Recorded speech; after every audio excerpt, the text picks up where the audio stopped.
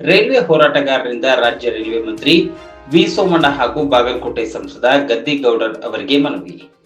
ಬಾಗಲಕೋಟೆ ಮತ್ತು ಕುಡ್ಚಿ ನಡುವಿನ ಹೊಸ ರೈಲ್ವೆ ಮಾರ್ಗದ ಕಾಮಗಾರಿ ಪ್ರಗತಿ ವೀಕ್ಷಣೆಗೆ ಕಜ್ಜಿಡೋಣಿವರೆಗೆ 30 ಕಿಲೋಮೀಟರ್ ಕಾಮಗಾರಿ ಮುಗಿದಿದ್ದು, ಕಜ್ಜಿಡೋಣಿಯಿಂದ ಲೋಕಾಪುರ 7 ಕಿಲೋಮೀಟರ್ ಅಂತಿಮ ಹಂತದ ಕಾಮಗಾರಿ ಬಾಕಿ ಇದ್ದು, ರೈಲ್ವೆ ಸುರಕ್ಷತಾ ಆಯುಕ್ತರ ಪರಿಶೀಲನೆಗೆ ಬಂದ ಸಂದರ್ಭದಲ್ಲಿ ಬೆಳಗಾವಿ ಜಿಲ್ಲೆ ರಾಮದುರ್ಗ, ಸಿರಸಂಗಿ ಮತ್ತು ಸವದತ್ತಿ ಯಲ್ಲಮ್ಮ ರೈಲ್ವೆ ಮಾರ್ಗವಾಗಿ ಧಾರವಾಡದವರೆಗೆ ರೈಲ್ವೆ ಮಾರ್ಗ ಆಗಬೇಕೆಂದು ರೈಲ್ವೆ ಮಂತ್ರಿ ವಿ ಸೋಮಣ್ಣ ಮತ್ತು ಬಾಗಲಕೋಟೆ ಸಂಸದ ಗದ್ದಿಗೌಡರಿಗೆ ಮನವಿಯನ್ನು ನೀಡಿದ ರೈಲ್ವೆ ಹೋರಾಟಗಾರರು ಈಗಾಗಲೇ 2019ರಲ್ಲಿ ರೈಲ್ವೆ ಮಾರ್ಗಕ್ಕೆ ಸಮೀಕ್ಷೆ ನಡೆದು 1667 ಕೋಟಿ ರೂಪಾಯಿ ಕ್ರಿಯಾ ಯೋಜನೆ ಸಿದ್ಧಗೊಂಡು ಅನುಮೋದನೆಗೆ ಕೇಂದ್ರ ರೈಲ್ವೆ ಮಂತ್ರಾಲಯಕ್ಕೆ ಪ್ರಸ್ತಾವನೆ ದಿನಾಂಕ 6/8/2019 ಸಲ್ಲಿಸಲಾಗಿದೆ.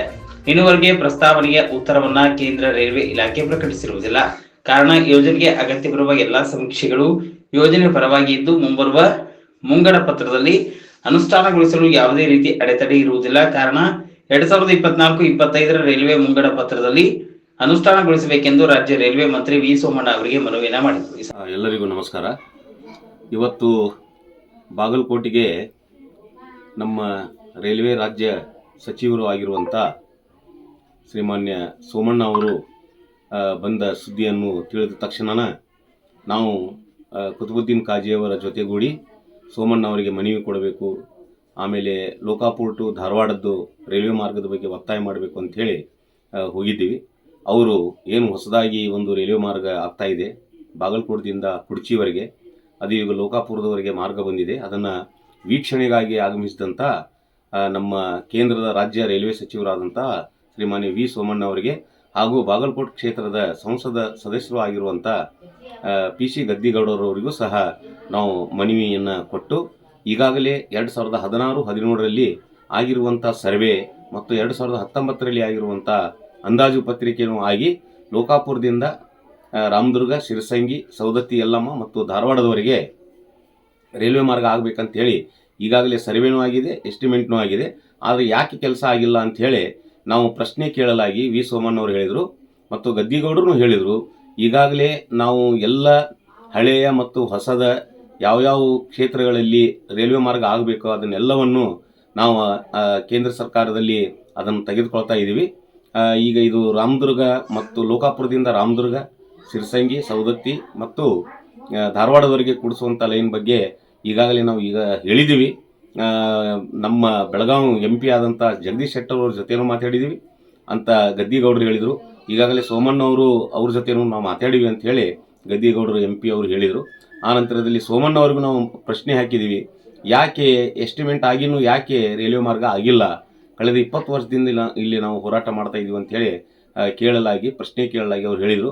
ಈಗಾಗಲೇ ನಾವು ಕೇಂದ್ರ ಸರ್ಕಾರದ ರೈಲ್ವೆ ಸಚಿವರಾಗಿರುವಂಥ ಅಶ್ವಿನಿ ವೈಷ್ಣವಿ ಅವರಿಗೆ ನಾವು ಈಗಾಗಲೇ ಮಾತಾಡಿದ್ದೀವಿ. ಅದನ್ನು ಯಾವ ರೀತಿ ತಗೋಬೇಕು ಅನ್ನುವಂಥದ್ದು ನಾವು ಮಾತಾಡಿದ್ದೆ.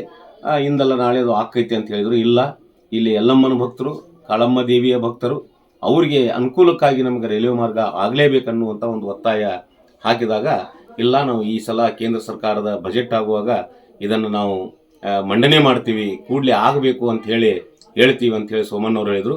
ಈ ಹಿಂದೆ ಬೆಳಗಾವಕ್ಕೆ ಬಂದಾಗ ಇದೇ ಸೋಮಣ್ಣವ್ರು ಹೇಳಿದರು, ನೀವು ಮುಖ್ಯಮಂತ್ರಿಯವರಿಂದ ಭೂಮಿ ಕೊಡ್ತೀವಿ ರೈಲ್ವೆ ಮಾರ್ಗಕ್ಕೆ ಅಂತ ಹೇಳಿ ಪತ್ರ ಕೊಡಿಸ್ರಿ, ನಾವು ಅದನ್ನು ಕೆಲಸ ಚಾಲೂ ಮಾಡ್ತೀವಿ ಅಂತ ಹೇಳಿದಂಥ ಸೋಮಣ್ಣವರು ಈ ಸಲ ಕೇಳಿದಾಗ ಅದನ್ನು ನಾವು ಕೇಂದ್ರ ಸರ್ಕಾರದ ಬಜೆಟ್ ಮಂಡನೆಯಲ್ಲಿ ಪ್ರಸ್ತಾಪ ಮಾಡ್ತೀವಿ ಅನ್ನುವಂಥ ಮಾತನ್ನು ಹೇಳಿದ್ದಾರೆ.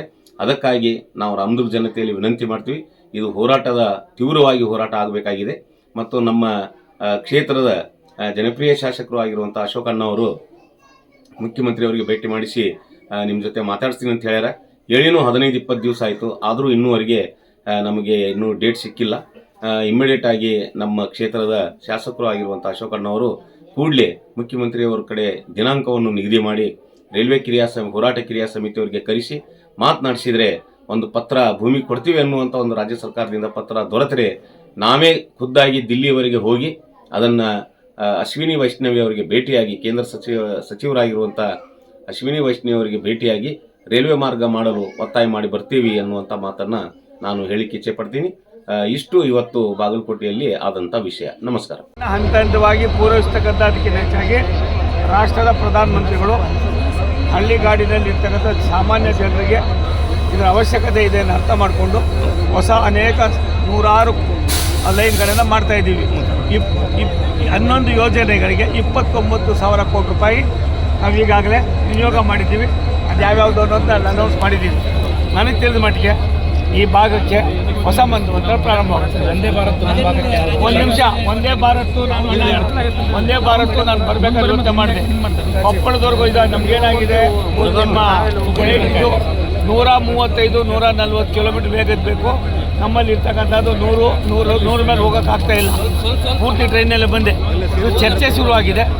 ಅಣ್ಣ ಸುಮಾರು ಸಾರಿ ನಮಗೆ ಹೇಳ್ತಾ ಇದ್ದಾರೆ ಇದಕ್ಕೊಂದು ರೂಪ ಕೊಡೋದಕ್ಕೆ. ಮಾಡೋದ್ರ ಜೊತೆಯಲ್ಲಿ ನಾವು ಲೈನನ್ನು ಕೂಡ ನಾವು ಇದು ಮಾಡಬೇಕಾಗಿದೆ. ಅದನ್ನು ಮಾಡಿದ ಮೇಲೆ ಅದನ್ನು ಯಾವ ರೀತಿ ಮಾಡಬೇಕು ಅಂತ ಯೋಚನೆ ಮಾಡ್ತೀವಿ. Thank you.